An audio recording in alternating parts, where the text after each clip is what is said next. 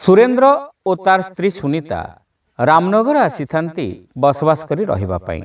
सुरेंद्र सेठार चाकरीटे पाई थाए। दुहे चारिआड़ बुली बुली भड़ा घरटीए मन मुताबक ठीक करि पारले नाही। घर खोजी खोजी सेमाने सहरर शेषरे पहुँचिले। सेठार देखिले घरटीए खाली पड़िछि, हेले घरवाला नाही। सेमाने पाख लोकंकु पचारि बुझिले जे घर मालिक धनपति और तार परिवार समस्ते जहाज डुबीरे मरीजिबारु घर खाली पड़िछि। सेमाने चाहिए रही पारंती, किंतु घर मालिक भूत होई सेठार रहिछि बोली से घरे केही रही पारु नाहंती। कारण जी रहिबो घर मालिकर भूत ताकू एमिति हैरान करिबो जे से जेमिति हेले घर छाड़ी पळेबो। सुरेंद्र एकथा सुनी कहला, मते तो भूत प्रेतंक ना सुनिले डर माड़े। मु बाबा ए घरे केबे हेले रही पारिबि नाही। आश्चर्य, तमे पुरुष लोक होई भूत को डरुच? मु आदौ डरे नाही। सुण, एई घरे ही रहिबा, आमे निश्चय रहिबा। भय काहींकी? इत्ते बड़ जागा घर, पुणी भड़ा देबाकू पड़िबो नाही। भूत को मु संभाळिबि। सुनीता निजर भीर स्वामी को आश्वासना देई कहिला। शेषकू सुरेंद्र बाध्य होई स्त्रीर कथा मानिला। चाबी कथा पचारिबारु सेठाकार लोक कहिले, तमे ताला भांगी रही जाओ, कहार आपत्ति करिबार किछि नाही। आमे सब पड़ोसी अछु तुमको साहाय्य करिबा पई। चाबी भांगी सेमाने घरे पसी देखिले घरद्वार अति चमत्कार भावरे परिष्कार परिच्छन्न होई रहिछि। एपरिकी पलंक उपर बिछଣା मध्य सुंदर भावरे परा होइछि। जिनसपत्र सजासजी होई रखा होइछि। ए सब देखि सुरेंद्र कहिला, निश्चय ए घरे धनपतिंकर भूत रहिछि, नहेले इत्ते सुंदर करी घर को सजाई रखिछि किए? तामाने एठारे रहिबाकू ले भूत सहित रहिबाकू हेबो। सुरेंद्र एति कहिछि कि नाही ता सम्मुखरे भूत आसी ठिया होइगला। मु हेउछि धनपति, ए घर को निर्माण करिबारे मोर बहुत पैसा खर्च होइछि, तेणु मु एहाकू छाड़ी जाई पारु नाही। तुमे माने जदि ए घरे रहिबाकू चाहुच रहि पार, किंतु घर को ठीक एई भली भाबरे सफा सुतरा रखिबो, नहेले देखिबो तुम अवस्था। भूत को सीधा आगर देखि सुरेंद्र तो मूर्छा जिबा उपरे, किंतु सुनीता भूत को नाई मधुर भाबरे कहिला, जहा तमे कहबो आमे सबु मानिबो, किंतु एबे तुमे कुह केउ बखरारे तुमे रहुच? भूत सुनीता को ता रहिबार बखराटा देखाई दे कहिला, से घर भितर को प्रवेश निषेध, केही जिबे नाही। एणिकी सुनीता बेस घर सजासजी करी जिनिस पत्र रखारखी कर रहिला। घर पछपटे समस्त अलिया गदा कर रखिथिला। ए सब अलिया भूत को भल लागिला नाही। से आसी सुनीता को धमक देला, शीघ्र अलिया तक सफा कर, नहेले परिणाम कौन हबो देखिबो। किंतु सुनीता ता कथा न सुनिला परि रहिला ओ पुणी घरर अलिया सब नहीं सेठी ढालिला।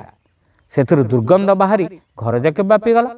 दिने सुरेंद्र कहिला, ए सब अलिया गदा सफा कर, भूत आमको सावधान कराई दे कहिथिला सब किछि परिष्कार रखिबा पई। ता कथा न रहिले से हुए तो आमको मारी पकेबो।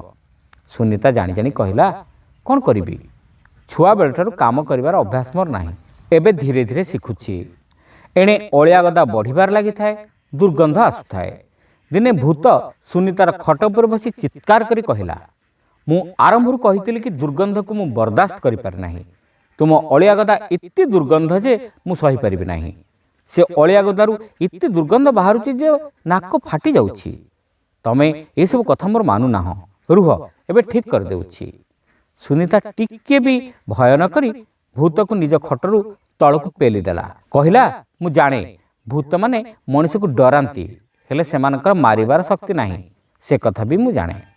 एतिकी कहि से अंटारे लुगा बांधि दे झाड़ूटे गोटे आनी कहिला, देख तुम प्रति आमर सहानुभूति अछि, किंतु तमे जदि भय देखेबाकू चेष्टा करिवो ए झाड़ू को चाहि थाओ, अविलंबे झाड़ू तुम ऊपर काम करिवो। सुनीता हाथ रे झाड़ू देखि भूत डरिकी दूरे रे ठिया हला ओ कहिला, ठीक अछि, तमे जहा चाहुच ताहा कर, मु किछि कहिबे नाही, हेले मो बखरा भितर को जमा आसीबो नाही। अधराति रे तमे मो बखरा भितर को आसिलो, काली मु चिंता करिबी तम बखरा पई कोन करा जाय परिबो। सुनीता कहिला। सकाळ हेबारु सुनीता सबुतक मैला नै भूत रहउथिबा बखरा रे बिछाई देला। भूत रागी जाई कहिला, छी छी, ए गंधरे केही रहि पारे, मु बरंग पळाई जाई बाहर गछरे रहिबी। तुमर जितापट हेला, मु हारिली, तेबे घर पाई मु मझरे मझरे एमती आसीबी। आउ सुण, एमती घरटी जदि तुम अपरिष्कार रखिबो, तम स्वामी मध्य तुमको छाड़ी दे जंगल पळेबो।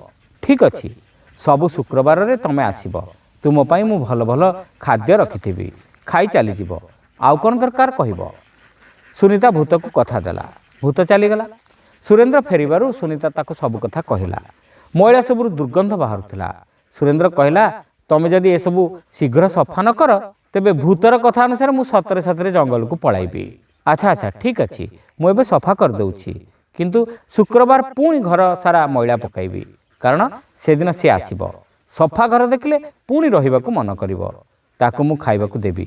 ବିନା ପଇସାରେ ଆମେ ତା ଘରେ ରହୁଛେ, କାହିଁକି ଆମେ ତାର ଧାରୁଆ ହେବା? ସୁନିତା କହିଲା। ସୁନିତାର ବୁଦ୍ଧି ଓ ଭୂତ ପ୍ରତି ଦୟା ଓ ଘର ଭଡ଼ା ବାବଦରେ ଭୂତକୁ ଖୁଆଇବାର ବିବେକ ପ୍ରଭୃତି ଗୁଣ ଦେଖି ସୁରେନ୍ଦ୍ର ସ୍ୱାମୀ ଭାବରେ ନିଜକୁ ଭାଗ୍ୟବାନ ମନେ କଲା। ଗପଟି ଆପଣମାନଙ୍କୁ କେମିତି ଲାଗିଲା କମେଣ୍ଟ କରି ନିଶ୍ଚିତ ଜଣାଇବେ। ଚ୍ୟାନେଲରେ ଯଦି ନୂଆ ତେବେ ସବସ୍କ୍ରାଇବ୍ କରିବାକୁ ଭୁଲିବେ ନାହିଁ। ରହିଲୁ, ନମସ୍କାର।